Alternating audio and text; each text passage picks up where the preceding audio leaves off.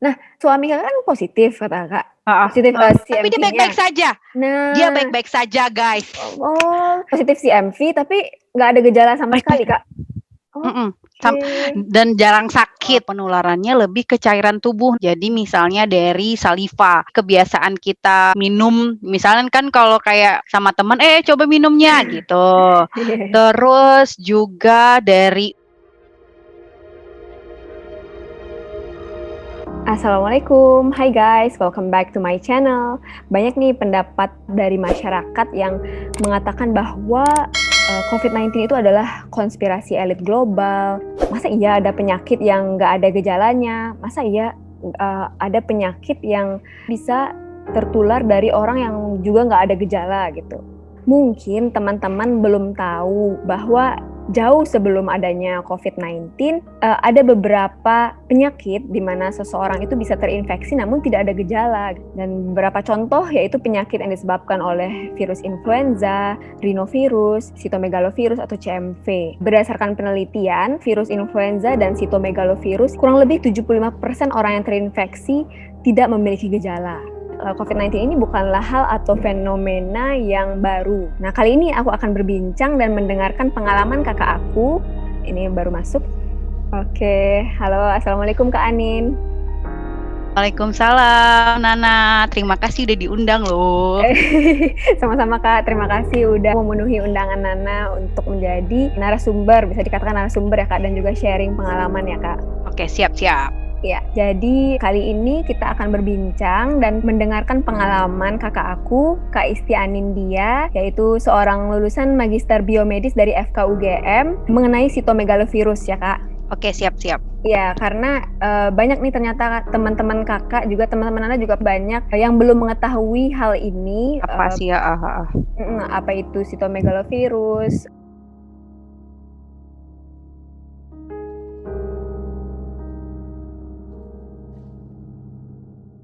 Kenapa bisa terinfeksi tapi nggak bergejala gitu ya, kurang lebih 70% tidak bergejala. Betul, betul Iya, banget, betul. iya Kak. Jadi kita Oke. langsung aja nih Kak. Oke, siap-siap. Kakak kan juga udah pernah ya Kak terinfeksi dan juga Mhm. rajin mengedukasi masyarakat ya Kak dalam, mengedukasi dalam hal TORCH Kak. Iya, jadi sebenarnya Mhm. kemarin itu kan Nana akhirnya DM karena memang, influencer seputar Covid itu Dokter Adam nge-post Iya. tentang ada loh virus-virus lain selain, SARS-CoV-2 ini yang juga asimptomatik atau tanpa gejala.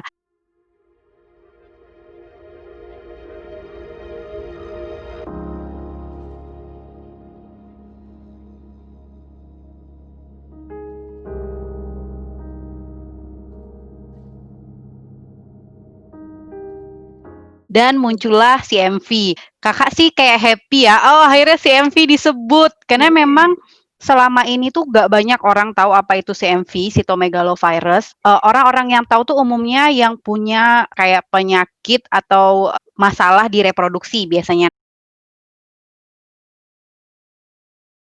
Jadi Iya orang-orang Kak. akan ngeh sama CMV, itu juga ngehnya gara-gara TORCH, tokso, rubella, cytomegalovirus, dan herpes simplex virus. Iya. Nah, di luar itu CMV itu jarang dikenal secara apa ya? Kalau manusia tuh secara individu tuh dia jarang orang kenal, oh kenal CMV, pasti taunya oh TORCH ya gitu. Iya. Terus CMV itu juga erat kaitannya sama orang HIV. Jadi rata-rata infeksi sekunder dari HIV itu adalah CMV. Jadi rata-rata orang yang kena HIV terus dia kena AIDS, nah itu rata-rata CMV-nya positif gitu. Nah, jadi itu ya CMV itu terkenalnya karena AIDS, juga karena itu kalau mau transplantasi organ, nah itu juga CMV itu jadi pertimbangan. Jadi kita nggak boleh nih misalnya kakak udah pernah terpapar CMV terus kakak mau mendonorkan organ tuh nggak boleh kayak gitu Iya. karena riskan. Nah, jadi sebenarnya sejak SARS-CoV-2 ini jadi trending ya, nggak trending Iya. lagi sih, jadi orang semua membahas dia, sebenarnya tuh kakak agak di satu sisi berkecil hati, karena memang dari 2009 itu udah mulai fokus kayak banyak baca soal CMV, terus juga ada beberapa penelitian soal CMV dan TORCH gitu.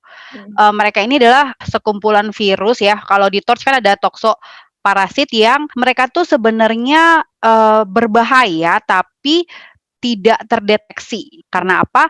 Karena memang penularannya tidak sehebat SARS-CoV-2 ini ya. Tidak Kenapa? secepat. Nah, tidak Ya semudah, cepat tidak dan semudah. mudah. Nah, kenapa SARS-CoV-2 ini trending? Kenapa COVID-19 ini trending? Ya karena memang penyebarannya mudah, Ya, Kak. cepat gitu Ya, ya. Terus dia menghasilkan gejala yang wow bervariasi. gitu. Nah, bervariasi dan mematikan gitu ya, mematikan gitu. Maksudnya kalau orang nyerangnya pernafasan kan kalau orangnya nggak paham harus seperti apa kan bisa menyebabkan kematian. Beda sama si MV dan TORCH ini. Jadi si MV sama TORCH ini dia itu gejalanya itu muncul setelah orang itu sudah mungkin udah 6 bulan terinfeksi. Jarang ada yang baru kena CMV terus Langsung muncul gejala-gejala. Jarang. jarang. Makanya banyak data yang bilang 70-90% bahkan itu asimptomatik tanpa gejala. Jadi kalau misalnya kayak ada orang hamil kan, terus dia lahir dengan anak congenital cytomegalovirus atau intinya cacat bawaan ya, biasanya mikrosefali, kepalanya kecil, terus bisa juga ada masalah di pendengaran, terus cerebral palsy. Nah, dari situ nanti ibunya akan nanya ke dokternya, kira-kira ini karena apa ya dok? Gitu. Nah, baru dievaluasi. Salah satunya adalah si MV ini. Dari Nah, labornya.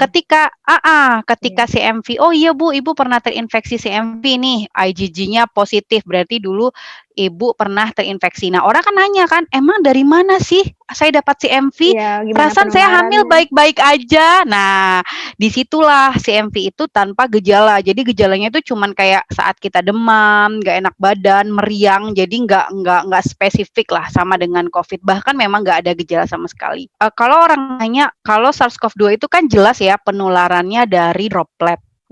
Kalau CMV ini dari mana sih gitu? Nah, CMV ini sebenarnya itu adalah virus. Jadi itu ada di mamalia ya, tapi yang terdeteksi banget itu di primata, pokoknya ya sejenis monkey gitu. Semuanya. Terus ada juga di tikus, bangsa-bangsa pengerat itu, dan manusia. Jadi kalau manusia itu sebenarnya spesifiknya tuh HCMV, jadi human cytomegalovirus. Nah, kita fokus ke yang manusia aja. Jadi natural host-nya itu memang dari awal ditemukan 1881 kalau nggak salah itu memang di manusia gitu. Beda ya sama SARS-CoV-2 ini kan zoonotik ya. Jadi penularan awalnya dari hewan. CMV itu kalau penularannya lebih ke cairan tubuh. Jadi misalnya dari saliva. Jadi kebiasaan kita minum, misalnya kan kalau kayak sama teman, coba minumnya gitu. Terus juga dari urin. Nah, dari urin ini biasanya lebih ke anak-anak ya. Jadi misalnya kalau ada anak yang sudah congenital CMV, positif CMV, terus kita iniin popoknya, terus mungkin nggak bersih, nggak hand hygiene, nah itu kita bisa tertular. Tapi jarang sih penularan lewat urin ya. Yang paling sering adalah penularan lewat darah. Biasanya orang-orang yang donor darah tapi yang langsung gitu loh. Transfusi itu kalau di luar negeri orang mau transfusi darah itu pasti ditanya CMV-nya, tapi di Indonesia kan cuma hepatitis HIV ya kalau nggak salah. Nah, itu berbahaya juga. Terus juga bisa dari ASI. Nah, tapi ada catatannya. ASI itu sebenarnya bisa dipasteurisasi. Jadi kayak di suhunya dipanaskan. Nah, cuman itu kalau anaknya lahir di bawah usia atau memang punya masalah kesehatan ya. Tapi kalau anak seorang yang positif CMV baik-baik saja sih nggak masalah diberikan ASI secara langsung. Terus yang pasti lewat hubungan seksual itu karena kan lendir mukosa ya, saluran reproduksi di situ juga penularannya. Tapi kenapa sih kayak waktu itu prevalensi di Jogja kan cukup gede ya, kalau nggak salah 50%-an gitu. Pertama itu jadi paling besar itu kalau dulu ya waktu Kakak pernah penelitian itu Jogja, terus Surabaya, jadi masih di sekitar Jawa. Kenapa sih? Mungkin bisa dari ini ya, maksudnya bukan dari makanan sih, dari ke hidup bersih gitu loh. Mungkin kalau dan banyaknya kan itu usia produktif ya, usia-usia mahasiswa kayak gitu loh, yang waktu itu ya di penelitian itu. Mungkin karena habit kayak anak kos, terus makan kayak gitu loh. Jadi kayak cicip, pakai sendokmu gitu. Terus dari sisir juga bisa. Jadi kalau Kakak baca kan, kenapa kita tuh nggak boleh ganti-ganti sisir sama orang, karena kan saat menyisir rambut tuh kita nggak tahu ada yang luka. Nah, kalau misalnya kalau dia kena CMV terus dia sisiran, ada luka terus kita pinjam sisirnya, kita luka juga kan itu bisa menjadi penularan juga. Jadi Mm-mm. sebaiknya teman-teman apalagi sekarang udah karena Covid, jadi pola hidup tuh nggak cuman sebenarnya ya, pola hidup yang sehat tuh nggak cuman sekedar cuci tangan, Tangan pakai pakai masker gitu, masker. nggak sekedar itu. Jadi kayak teman-teman harus udah aware handukku ya milikku, Iya, pribadi. sisirku gitu, alat-alat pribadi terutama yang masih muda-muda yang masih pada ngekos kan kadang main sikat aja kan. Nah, itu juga harus diperhatikan. Terus alat makan, apalagi sekarang Covid, kalau sekarang udah punya kebiasaan kayak bawa alat makan sendiri ya Iya, kan, kayak bawa tumbler sendiri, tempat iya. makan. Jadi kalaupun kita take away di luar, terus kita harus makan di dalam mobil ya kita bisa pindahin dulu ke tempat makan kita atau lebih baik kalau mau lebih cinta lingkungan kan langsung Kita berikan, kasih kotak makan. kotaknya. Betul betul, betul. Iya. Sebenarnya hikmah Covid salah satunya itu kali ya. Jadi Mm. mungkin tapi ya harus dengan kesadaran juga sih seperti itu. Gitu. Nah, jadi asal mulanya, nah kenapa sih Kakak mempelajari CMV ini? Karena memang waktu tahun ini langsung cerita aja ya, Bapak ya?